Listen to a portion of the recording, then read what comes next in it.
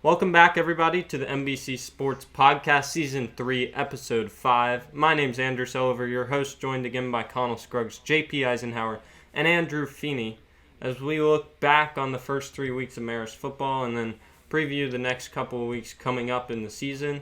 This week's matchup against Chapel Hill has been canceled due to COVID concerns, and then next week Marist will have a bye before they move into region play on October 16th, where they are supposed to take on Hapeville, a team that is currently 0-2, but is ranked within the top 10 of the 4A. They've had 2 tough games to start, and we'll talk about that in a minute when we go over the rankings. But first, looking back at Marist's opening 3 games to start the schedule, a 43-0 win over Holy Innocents, a 45-0 win over Hampton, and a 23-3 win over Woodward Academy. Guys, what impressed you the most with this Marist team? As for me, I've loved the way how the defense has come out and play in the first 3 games. I think it's been solid all across the board, from the defensive line to the linebackers to the secondary. I think everyone's played a part in each of the wins that Marist has had in the first 3 games. I think they've played fantastic. Not too many mental errors. It seems like the lines are able to rotate pretty effectively and keep everyone fresh, as well as the linebacking core. I think it's just a well-oiled unit that's been playing well the first 3 games. Personally, for me, I really like the way that the quarterbacks have played, especially Hayden Richardson. I think that he has really done well in the first 3 games, even surprising people passing the football. He's passed for a couple touchdowns and run for multiple as well. I think that even though Champ Davis comes in too, he's proved that he's also capable of holding down the starting position in case something happens to either quarterback. I'm very impressed with the offense so far. Yeah, and I think going along, I was really impressed with the defense, like Connell said, only giving up 3 points, still haven't given up a touchdown this season. But also, the special teams was something that we were worried about coming into the season. We saw Tyler Hare kicking off. He's been kicking touchbacks. We saw the kicker kick, I believe it was a 47-yard field goal last week. Really, special teams questions have all been answered, and I feel very strong about our special teams going into these region play. Yeah, I agree with that, JP. Dawson Jones nailed that 47-yard field goal. He's been perfect all season on extra points as well. And then Ryan McGindy punting. He first week wasn't great, but Woodward looked really good, pinned them back a couple times, caused a safety pretty much by pinning them on the one once. So I think special teams, I think this is still going to be your typical Marist team when they get into tough games where they rely on the defense, though, to shut other teams down and win games 10-7, 17-10, that sort of thing, and not putting up your crazy numbers like we've seen in the first couple of weeks. 43 and 45 points is a lot, but you saw against a Woodward team that had a good, not great defense, only 23. So I think against better teams moving down the road in region play and in the playoffs, I think it'll still be your typical Marist defense winning the game for you type team. Anything, guys, to look for or improve on from this team as we hopefully get games underway again with region play in a couple weeks? I think one thing that Marist really needs to improve on is the deep shots. We saw with Connor Sigelski, they take deep shots down the field. I think obviously with a new quarterback, you limit some of those deep shots, but they do have some great threats on the outside with Josh Moore and Justin Hartwell. And I think at some point you do have to stretch the field and keep defenses honest. Yeah, I think definitely not much to improve on, I think. But as we get into closer games, we'll see maybe if there are some weaknesses for Marist and hopefully improve on those moving into the playoffs, because that's where it all counts, obviously, as we take a look at the 4A rankings for this week. Marist, top spot, not much has changed near the top 3-0. Jefferson 3-0. Benedictine, a little bit of a surprise in the 3 spot at 4-0. Looked really good with a good 49-35 win over North Oconee. We'll talk about them a little later on in our games of the week. Bainbridge bounced back after 2 opening losses with the 21-7 win over Thomasville. Then Carver Columbus 2-0.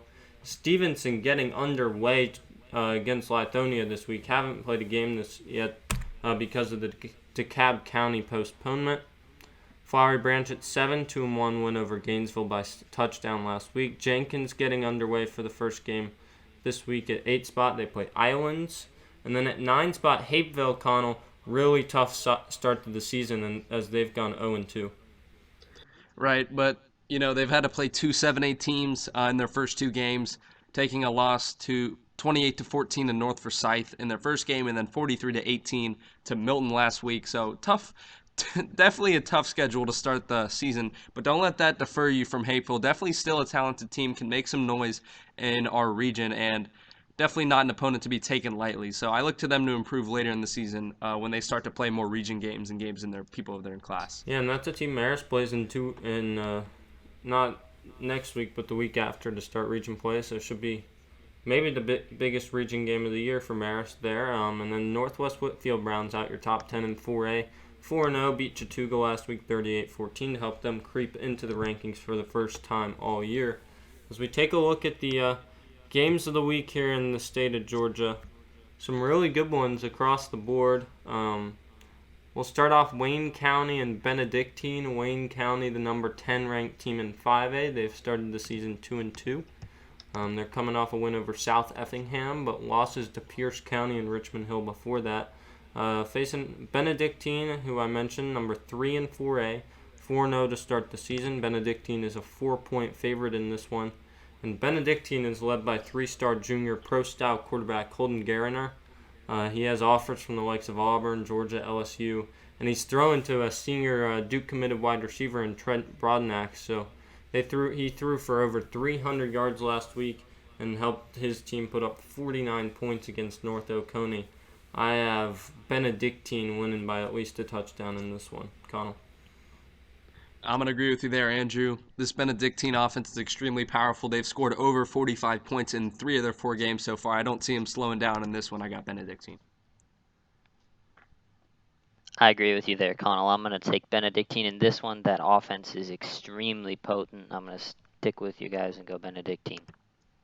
I'm also going to take Benedictine. It could be, I think, anywhere from a 7-point game to a 17-point game. I think Benedictine could really, with their offense, I mean, it could definitely be a really close game, but they could definitely make this one a pretty large lead. Yeah, and we talked about in the early weeks of the season, Marist, Jefferson, and Bainbridge potentially being just an elite top 3 and 4A. I think by now we can add Benedictine to the picture and maybe a top 4 that could really be competing down the stretch for a state title this year. As we move to our second game of the week here, Feeney, another 4A, 5A matchup, maybe a bigger one here in number 4 in 4A, Bainbridge 1-2 against Ware County, the number 4 ranked team in 5A, who started 3-0. Really big one for Bainbridge to try and stay on the track after 2 early losses, coming back with a win. Yeah, it's really important for Bainbridge to win this one because, as you stated before, they lost their first 2 games of the season. They won last week. They're coming into this game off of a win versus Thomasville, but that offense has really struggled to get going. They have only averaged 14.4 points per game right now. And when you look at the other side, on the other hand, this Ware County team coming in 3-0, they look really good. This offense has looked lethal, averaging nearly 40 points per game. Ware County has gone 3-0 so far, and I expect them to continue their winning streak and win this one. What do you think, Cello? Yeah, no doubt. I think I got Ware County here. They're favored by 13. I think I'll take Ware County. Bainbridge really needs to get Dion Bowie back. He's their star athlete who's been out, I think, to start the season, and they desperately need him back, I think, to get back on the track. But I'll take Ware County in this one. I'm also going to take Ware County here. I think you combine the struggles of Bainbridge's offense, the struggles they've had in the first couple games, and then add the fact that Ware County's offense is extremely strong. I think that's a very tough matchup to have. When you have a struggling offense and you're trying to outscore an offense that has just been on fire, it's just not going to work out well for Benedictine. Yeah, I don't think Bainbridge is going to be able to keep up with Ware County. I think Ware County is going to win this one. As we take a look at our third matchup here, probably the game of the week in the state of Georgia, JP. It's the number 1 ranked team in 3A, Cedar Grove, getting underway. They haven't played a game yet this season, and they're taking on 2-0 and number 7 ranked team in 7A, Milton. GPB's game of the week, and Milton's a 2-point favorite.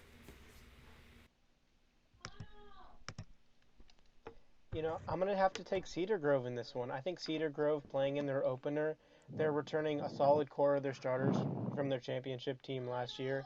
They had their quarterback who threw for 1,500 yards last year, and they have their 2 running backs who are both D1 recruits.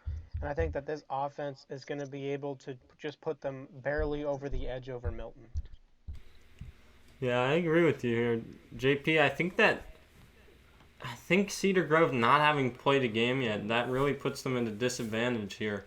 And Milton's played 2 games already and started 2-0.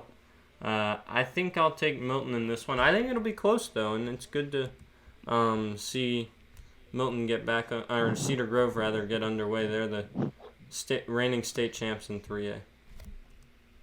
Yeah, I'm going to have to go with Milton here. I think they just got more talent overall. It's a bigger school. You typically have more talent, more size on teams like that. And even though, Cedar Grove, they are an extremely talented team. They've been so for a while. I think Milton's going to take this one. I'm going to have to disagree with you there, Connell. I'm going to take Cedar Grove in this one. I believe that they are the team coming in. This is their first game of the season, so I expect some struggles in the first half. But in the second half, I really expect their talent to pull them away from this Milton team. Our final game of the week here in the state of Georgia, a little private school showdown. St. Pius and Westminster. St. Pius 2-0, Westminster 1-0. St. Pius the number 8 ranked team in 5A. Westminster number 8 in 3A. Connell, Pius a 5-point favorite here. Right, St. Pius beating Flowery Branch in week 1. That kind of surprised all of us here. I think we expected Flowery Branch to come out and beat Pius, but they come off a win versus Flowery Branch in week 1, 38-28, and then 2 weeks later, they get a 25-3 win over Cedar Shoals. And, they got the triple option offense. They run it a little more closely than Marist does. And whenever you see points like that on the board, 25 points in their last game and 38 in their first game, that's definitely a really good sign, especially when you look at their opponent, Westminster, who only beat Pace 7-3 in week 1, and their offense struggled. St. Pius coming into this game only a 5-point favorite, but I think they're gonna cover that spread by a decent amount. I got St. Pius in this one. Yeah, both teams heavy running football teams. I think we see a defensive battle here, but I think St. Pius pulls this one out. They've been really helped out by sophomore Jack Chinshu, who's led the team 125 rushing yards, also playing at the corner position. Really talented sophomore, probably going to be get offers from a bunch of places. I think Pius pulls this one out in a defensive battle, 10-7, something like that. I'm going to agree with you there, so I'm going to take Pius in this one. I think that they promising start to the season 2-0 after a terrible season last year. I think they're heated and they want to make up for last year, so I'm going to pick St. Pius in this one. Yeah, really, we didn't expect Pius to come out week 1 beating Flowery Branch, and I think they're going to continue to win, and I think they're going to beat Westminster this week. And I think it could be, I think it's definitely going to be a lower scoring game, but I think it definitely could be a 7 to 14 point game, and they could just cover the spread. Once again, some good ones in the state of Georgia this week. Marist not playing, but definitely some games to keep your eye on this Friday night, especially in 4A. Those 2 Benedictine and Bainbridge games will be interesting to watch as we move later on into the season. We'll shift gears to college football here for a minute. Before wrapping up, we have a few games to pick in college. Starting us off, Connell, Ole Miss at Kentucky, 2 teams trying to bounce back after week 1 losses. Right. I'm super excited for this game. I think these are 2 teams that outperformed expectations in week 1. Ole Miss had a huge game on offense, 613 total yards of offense versus the Florida Gators in their loss, led by quarterback Matt Corral and wide receiver Elijah Moore, who had 227 yards receiving on 10 receptions versus Florida. I think this offense, when they're firing on all the cylinders, they have potential to be one of the most exciting offenses in the nation. Only problem is that means that their defense is on the field a lot because they tend to score extremely quickly, and I think that's going to be a huge problem with them versus Kentucky because Kentucky, their offense, they like to control the ball. They like to have the ball in their hands for a while. That's kind of how their offensive runs, and they had they had the ball for 13 more minutes than Auburn did in their game, which was a huge success for them. That's exactly what they were trying to do. Unfortunately, they couldn't get it done in the second half. But Terry Wilson had a good game. Quarterback Terry Wilson, 24 for 37 for 239 yards versus Auburn. I think, just with the time of possession battle and the fact that Ole Miss's defense just absolutely got torched last week, I think that's going to be tough to overcome for them, even though they have a powerful offense. I think I'm going to go with Kentucky here in an extremely close one. I'm going to go with Kentucky. But really, this game is going to be extremely exciting. Yeah, I agree with you there, Connell. When you talk about two teams outperforming their expectations in week one, I think you might have to say that Ole Miss did that even more so than Kentucky did. Lane Kiffin coming in, you didn't really know what to expect. Another interesting thing for Kentucky to look at is quarterback Joey Gatewood, the Auburn transfer. He was ruled eligible by the SEC. So that'll be an interesting storyline heading into this one to see who's going to get the quarterback start for Kentucky. I think Ole Miss pulls this one out. I think their offense looked probably better than Auburn's offense looked in week one, and Kentucky gave up 28 points there. I think we see more points out of Ole Miss than we saw out of Auburn week one, and I think Ole Miss wins this one. I'm going to go with Connell in this one, so I'm surprised you're picking Ole Miss. Ole Miss, they played great. Their offense played great last week, but they had the ball a lot because of Florida just like constantly scoring on their defense. I think that Kentucky wins this one because of how well they dominated the time of possession against Auburn. They shot themselves in the foot, throwing an interception in the red zone, fumbling a couple of times, unexcused errors. I think that they will correct this week, and I think that they beat Ole Miss. Yeah, I think that this is the battle of two rising teams that still have major dysfunctions. But I think that Kentucky is definitely the better team in this matchup, and I am going to end up taking Kentucky. And I think that the best defense for Kentucky is going to be offense, which is weird to say, but when you look at it, Kentucky controlling the time of possession and keeping the Ole Miss offense on the sideline is going to be what wins this game for Kentucky. Well, and Feeney, you mentioned being surprised that I took Ole Miss. Don't trust me because y'all have better records than me in college football. So, forgot to mention those records. We take a look at the standings and picks coming into this week. I'm on 21 points, 16-1 in high school football, but only 5-4 in college. JP and Feeney both tied at 19 points, both 12-5 in high school, 7-2 in college, and then Connell 10-7 in high school and also 7-2 in college at 17 points.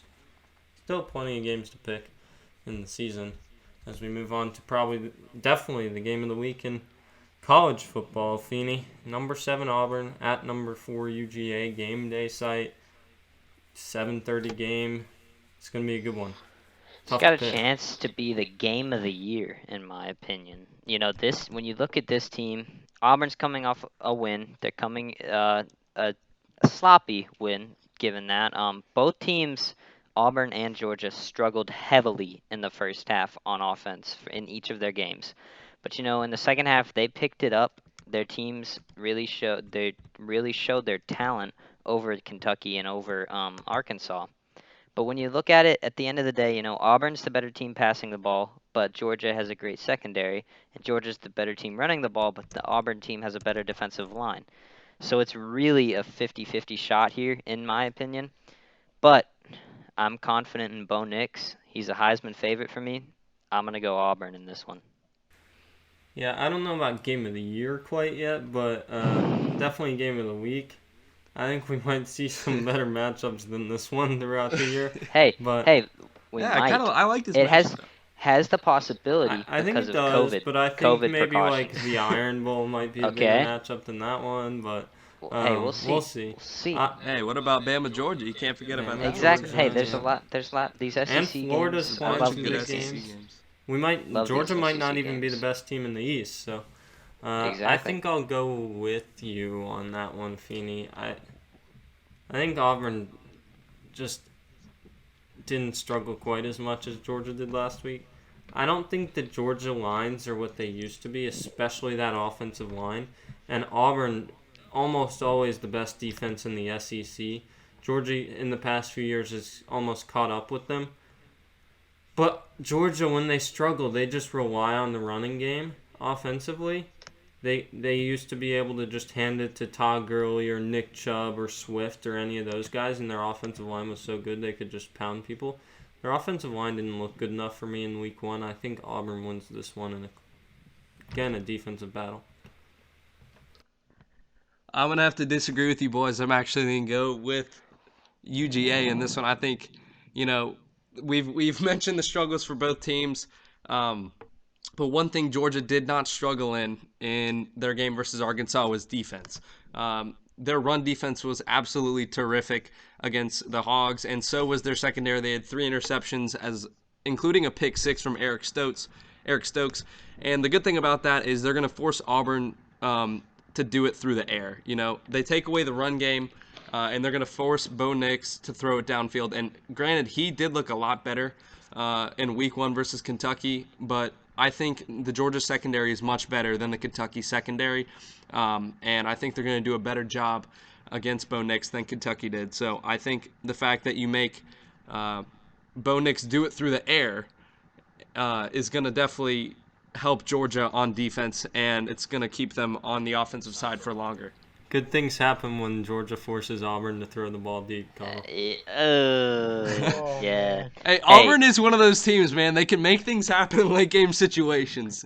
They can. And also add the fact in that JT Daniels has been approved to play this game. He's been cleared, and I think that definitely adds another option they have at quarterback there, because he's a guy that's played he's played more games than any other quarterback in that room, and I think that's going to help them on offense in a struggle. You know, when they struggled in the first half. But you look at the second half; they absolutely blew Arkansas out. Man, they came back in the second half, as they should. I think we can't just look at that first half versus Arkansas. Like, that was horrible. It was awful, but they came back and they proved they can put points on the board. But they can't play like that in either half against Auburn. No, they can't. Won't win. And here's they can't. You're right. Here's the thing. But Auburn can't play like they did in the first half versus Kentucky. You know, both teams had struggled. Exactly. But at the end of the day, I just think Bo Nix has shown he can do it through the air.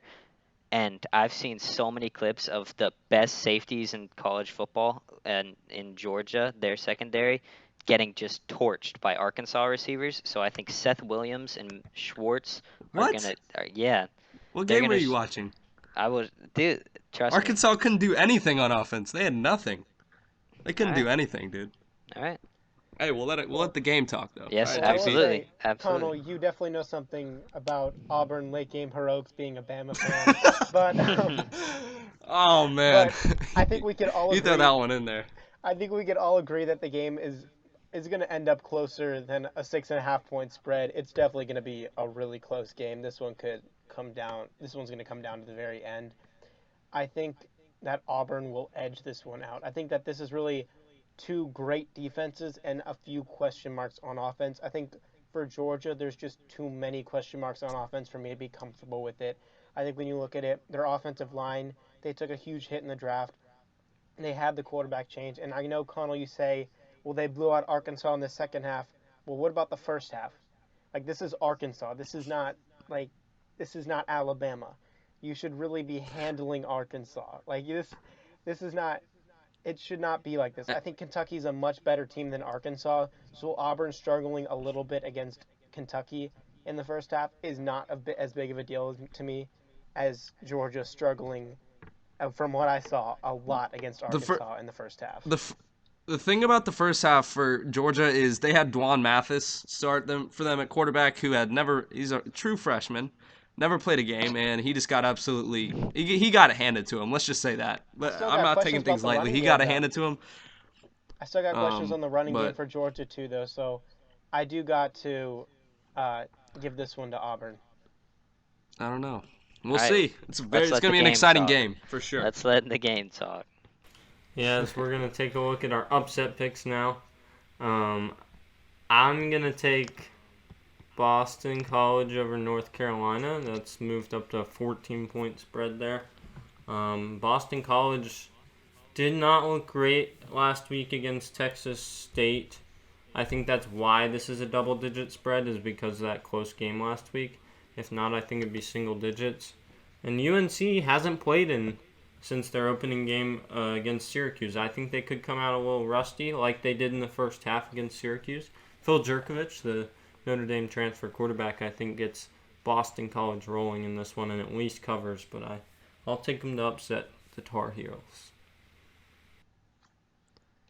As for my upset pick, I have the TCU Horned Frogs upsetting the Texas Longhorns. And I think, after Texas' performance last week versus Texas Tech, it showed their weaknesses. And, when Oklahoma lost that game versus K-State, I was like, all right, I think Texas for sure. I think they're for sure going to win the Big 12. And then they just showed their weaknesses against Texas Tech. So, I think TCU, they got a chance to come and upset Texas. You never know here. Horns down. Yeah, Connell, I'm gonna agree with you there. I really like that pick. I think that TCU will upset Texas this week. But for my pick, pretty bold pick in my opinion. I'm gonna go Texas A&M to upset the Alabama Rotad. I don't think that. I think that there's a chance. I think there's a chance that Texas A&M can beat Bama. I don't think it's a great chance, but there's a chance. So I got to take what I can get. If it's an upset pick. JP, can we skip this one because we know it's a loss? Absolutely not. Because look, here's my case for this one. I think Mizzou does have a chance against Tennessee. We saw Drinkwitz's offense. We get it. They're not going to beat Alabama. They're not a team who's going to beat Alabama, but we did see Tennessee struggle a bit versus South Carolina. South Carolina is a better team, but I think when you look at Mizzou, Connell can testify to this. Mizzou does have a defense that could definitely stand up with Tennessee and at least keep the game closer. I think the main problem for Mizzou in this game is going to be, can they get this offense rolling? Eli Drinkwitz is an offensive mastermind, and I think if he could finally get this offense going like he was able to start doing in the fourth quarter, I think that this could be a lot closer game than people think, and I think they do have a chance to win this. I think the main thing is I would like to see the redshirt freshman, Connor Bazelak, start instead of Sean Robinson at quarterback. Interesting, JP. Interesting. When he came in on that last drive against Alabama, he drove down the field. He scored a touchdown. He ran it in. And I think he's the better quarterback right now. When you look at the dual threat in Sean Robinson, the dual threat quarterback ran for negative 35 yards. So I'm going to take Mizzou over Tennessee, and hopefully they'll start Connor in this one. Yeah, real quick, I can like we that give pick, JP? Give a round of applause like for Nate Snyder, Louisiana Lafayette's kicker, for keeping the streak alive for JP. Yeah, that was great. Wasn't he less than 50% for the rest of the year? He has been missing. Before that, man, he just already nailed missed it, man. I one. love it. He missed a 30-yard field goal in that game, comes back and makes a 53 just to keep my streak at 0-11. You gotta love it, man. Good to work. see it. We love to see it. Real quick, I've had before some we bad wrap luck up with these. here, we're going to pick our favorites to win each of the Power 5 conferences this year. Tom will start us off. All right, for the SEC, no surprise here. I got the University of Alabama winning that conference. Moving on to the ACC, no surprise here. Clemson, I got them. I'm going to go with 2 safe picks there. And then the Big Ten, I have Ohio State winning, yet another safe pick. I think those teams are just solid. All 3 of them, they're established. They're solid teams. I think they got a chance to make a good playoff run. Big 12, now this is probably the one I am least confident about, and I'm going to go with the University of Texas over Oklahoma. I initially had Oklahoma in my playoffs, but, I think Spencer Rattler, I kind of overhyped him a little bit. I thought he would perform a little bit better than he did. He's showing his freshman mistakes, but Sam Ehlinger, man, he's shown consistency throughout his career, and I think that's gonna give him the edge over Oklahoma this year. And then the Pac-12, I got Oregon. I think they're just the best overall team in the Pac-12. They have the best defense. Yeah, interesting there, given that you just picked Texas to be upset. Yeah. I did. I'll take. I don't know. It's an upset choice. pick, man. Yeah. Hey, I can't have it all riding on an upset pick. I'll take Oregon to win the Pac-12. And Ohio State. I thought about Penn State. I think they have a chance, and I think Minnesota just got their best wide receiver back They have a chance to win the other side, but I'll take Ohio State. They probably have the most talent out of anybody in the country. Auburn, I'll take to win the SEC. I'll stick with my playoff picks in Auburn and Texas to win their respective conferences, as well as Clemson. So that'll be my 5. Feeney?